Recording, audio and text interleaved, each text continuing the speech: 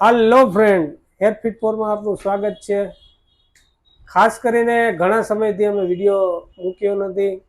આજે આ પ્રોપર એક જનરલ નોલેજ માટેનો વિડીયો છે, જે હેર પેચ લોકો પહેરતા હોય એના માટે।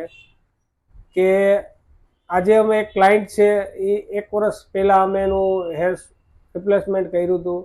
આજે પાછા રિપીટ આવ્યા છે, તો એમને શું પ્રોબ્લેમ થયો, કેવી રીતે પ્રોબ્લેમ થયો, એ આ વિડીયોની અંદર અમે તમને બતાવશું।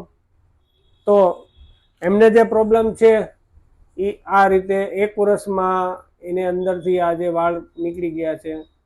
તો આ જાતે સર્વિસ કરે છે, જામનગરના છે।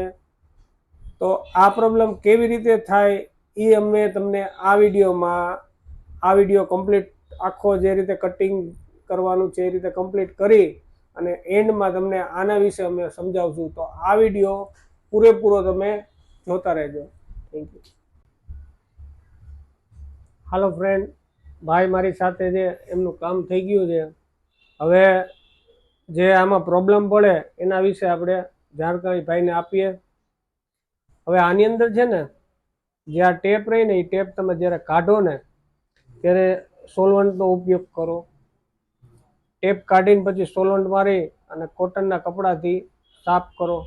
સાફ કરી પછી વ્યવસ્થિત રીતે શેમ્પૂથી વોશ કરો। પાછી જ્યારે ટેપ લગાવો ત્યારે હાવ ડ્રાય કરી લેવાનું, ડ્રાય કરીને પછી લગાવવાનું।